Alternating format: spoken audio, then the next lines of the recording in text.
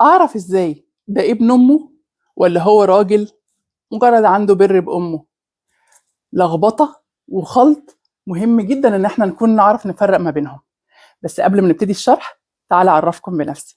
أنا أسماء نصر، مدربة علاقات وأنوثة. لو أنتم جداد في القناة فأهلا بيكم، شرفتوني جدا، وأتمنى إن أنتم تعملوا لايك وتشاركوني في الكومنتات لأن ده بيفرق كتير جدا في انتشار القناة. ابن أمه، واحد مسلوب الإرادة، ما بيعرفش يقول لأ، ما بيعرفش يحط حدود. مامته بتتعامل معاه إن هو ملكية شخصية ليها، وهو مع الوقت بينجرف معاها في نفس المفهوم وبيحس إن ماما هي المتحكمة الوحيدة في زمام الأمور. ممكن يتجوز بعد عناء، وغالبا بيكون اختيار ماما بمواصفات هي شايفة إن هي هتقدر تتعامل معاها وتحطها تحت جناحها زي ما بيقولوا، تقدر تكمل فيها مسيرة التحكم اللي مبتدياها مع ابنها منذ الصغر.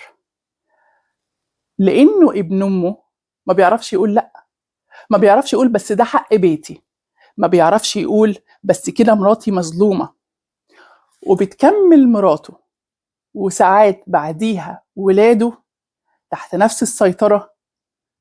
ده إن الجوازة كملت. طب ما ده بر؟ لا، ده بعيد تماما عن البر.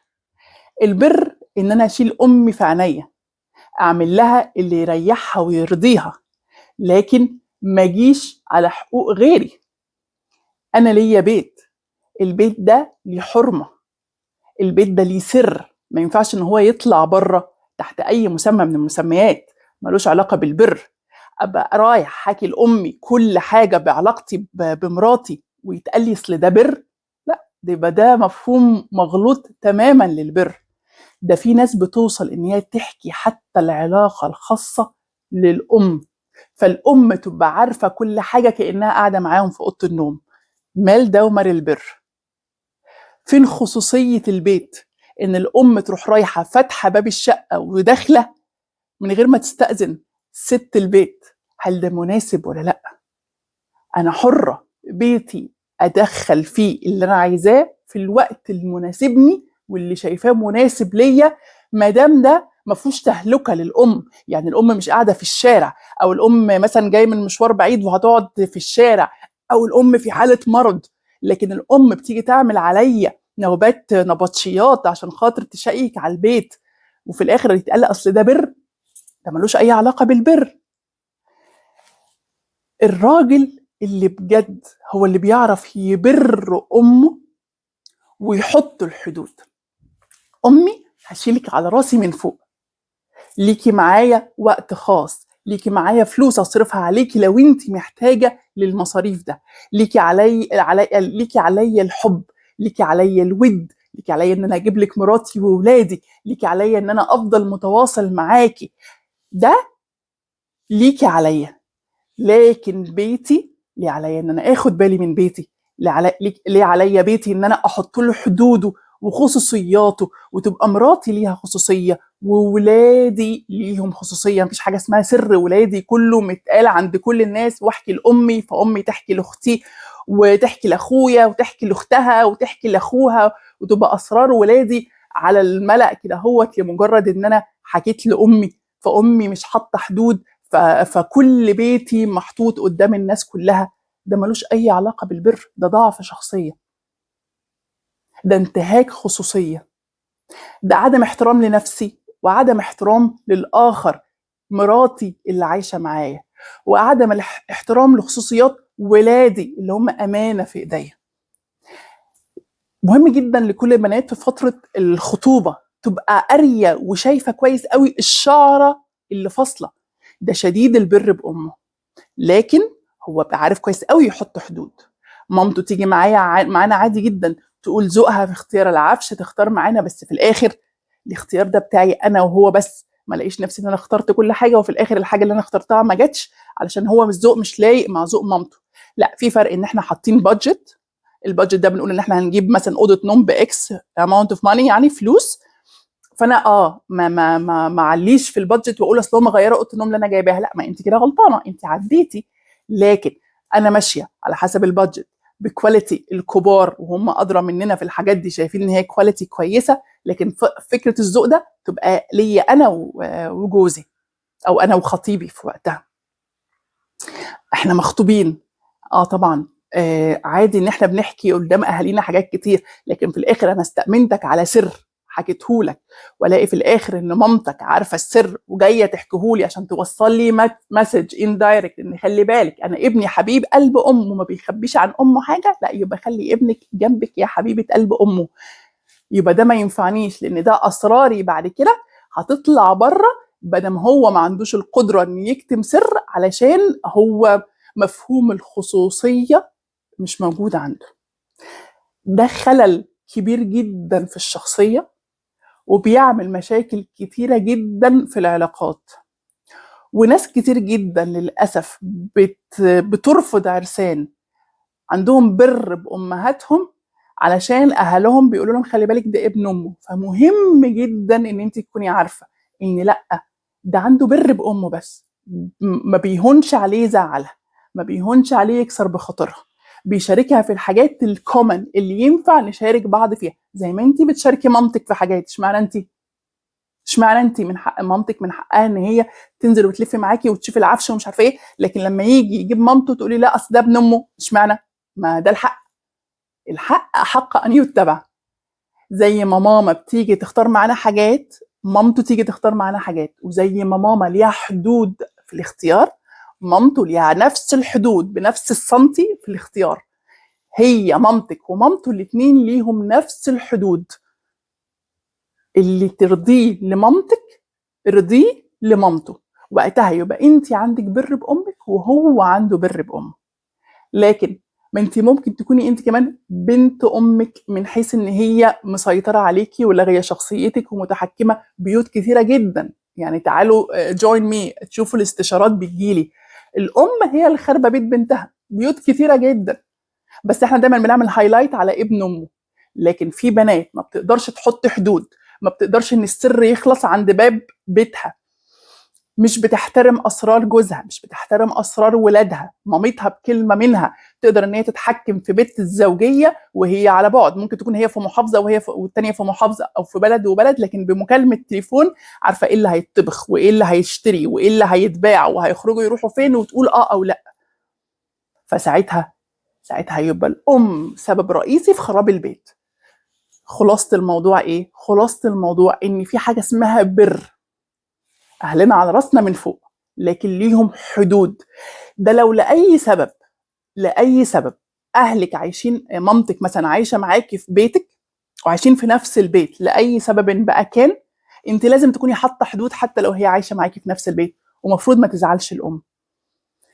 انا وولادي ما بينهم سر، مع ولادي من حقهم ان يكون ليهم سر. يا امي انت عايشه معايا في البيت لاي سبب الظروف اجبرتنا عليه، بس لازم تحترمي ان في حد، وان ولادي لازم يحسوا بالخصوصيه، وان في سر ما بينهم وبين امهم اللي هي انا. ما تزعليش يا ماما لما تلاقي نفسك مش عارفه السر وتاخديه على اعصابك وانتوا بتخبوا عليا، يعني انا هعمل لكم ايه؟ ده انا اتمنى لكم كل الخير، على راسنا من فوق اتمنى لنا كل الخير، بس ولادي من حقهم يعيشوا حياه طبيعيه قدر المستطاع. وجودك معانا في البيت ده شكل استثنائي للشكل الطبيعي يا امي، لكن الظروف اجبرتنا على كده. فمن حقي ان انا اوفر لولادي باقي الاشكال اللي تحسسهم بالحياه الطبيعيه، ومنها وجود خصوصيه ليهم.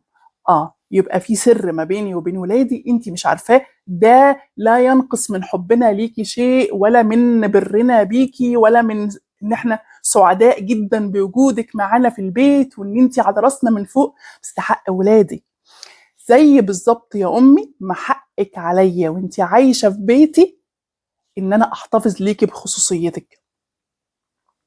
لو في حاجه مش عايزه حد يعرفها عنك، لو في حتى لو اخواتي ما احكيش، مش معنى ان انت عايشه في بيتي ان انا كل اخبارك تبقى طالعه بره للناس كلها. هحتفظ بسرك لان في الاخر دي خصوصيتك يا امي.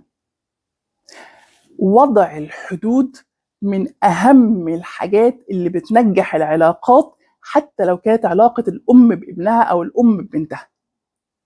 احنا ساعات العشم بيخلينا ايه؟ بنتي، احفادي، كلهم في حضني، ايه المشكله؟ انتوا عايزين تفرقوا ما بيننا؟ يعني ايه سر ما يتحكيليش؟ يعني بعد اللي عملته في الدنيا دي كلها وفي الاخر يتخبى عني اسرار؟ فتبتدي المشاكل تحصل، لان هو ربنا سبحانه وتعالى عمل كل مرحله عمريه المفروض في ناس تعيش فيهم مع بعضها. دلوقتي هو عايش معاكي في بيتك، المفروض اللي يبقى ليه خصوصياته على فكره، بس اسمه عايش معاكي في بيتك. شويه وسابك واتجوز بقى ليه بيته، لازم تحترم الخصوصيه دي، خصوصيه بيته، وان شكل علاقتك بيه اختلف. شفتي اخوكي سافر وما قاليش، يوم مع مراته وما قاليش، ويقول لك ليه؟ هو حر، هو عايز يطلع مع مراته يوم سفر، هو مش مفروض ان هو يمشي يقدم تقرير للناس ان انا مسافر؟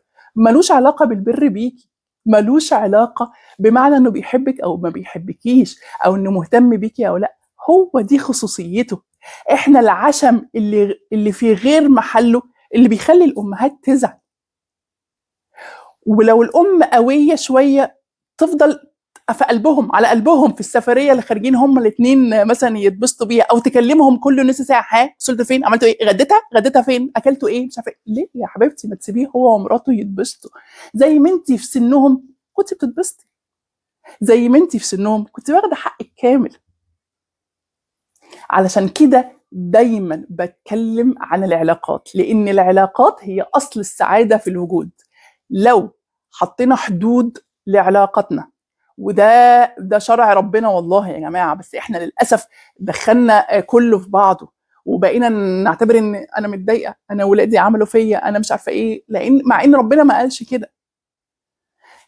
احترام الحدود في العلاقات بيخلي الناس تتعامل مع بعض بشكل اسهل، وتحب وجود بعض، وتحترم بعض، وتحترم خصوصيات بعض. وده في الاخر بيخلي التعاملات حتى ما بين الام وولادها تعاملات راقيه، تعاملات مريحه، تعاملات كلها حب، لان مفيش في الاخر تنازع، مفيش في الاخر حاجات بتوجع. انا محترم حدودي وانتي محترمه حدودك، انا مديكي عينيا باللي اقدر عليه وبواجب البر، وانتي في الاخر واخده مني اللي انتي محتاجاه، انتي مش محتاجه تاخدي مني اكتر من كده. ان كنت انتي حاسه ان سعادتك بان انتي تتدخلي في كل تفصيله في حياتي، يبقى ستوب. انا اسف جدا يا امي، ده ملوش علاقه بالبر. انتي ليكي لغايه حدودك، انتي تتبسطي مع احفادك، تتبسطي ان انا اجيلك مع مراتي، تتبسطي ان انا اقول لك اخبار سعيده، امنع عنك الاخبار الحزينه علشان انتي خلاص كبيره بما فيه الكفايه، كفايه عليكي حزن. لكن ما تتدخليش في خصوصياتي، علشان في الاخر انا لازم احاوط واحمي على بيتي وعلى اهله. اللي عنده بر بامه امسكي فيه بايديكي واسنانك، لو انت لسه عروسه جديده او انت بنت بيتقدم لها حد. واتكلمنا وهنتكلم كتير طبعا على فتره الخطوبه دي، ان شاء الله هعمل لها سلسله لوحدها، ان قد ايه فتره الخطوبه مهمه علشان خاطر ندرس ونعرف بعض، وعلشان خاطر اشوف الحاجات اللي ما بين السطور اللي تخليني ما اكتشفش المصيبه بعد الجواز. ففي حاجات كتيره جدا تقدر تفيدلك وتوريكي هل ده بر ولا ضعف شخصيه، ولا هيبقى فيه انتهاك للحدود، ولا انا هبقى اعتبر متجوزه امه مش متجوزاه هو. صاحب البر بركة البر هتعود عليكي وعلى بيتك وعلى أولادك إن شاء الله ببركة بر بأمه. أما ضعيف الشخصية فنصيحتي ليكي مهما كان خليه قاعد جنب أمه، هما الاتنين أولى ببعض. أتمنى لو كانت الحلقة عجبتكم ما تنسوش تعملوا لايك وتشاركوني في الكومنتات، لأن ده بيفرق كتير جدا في انتشار القناة. وأسيبكم دلوقتي في رعاية الله.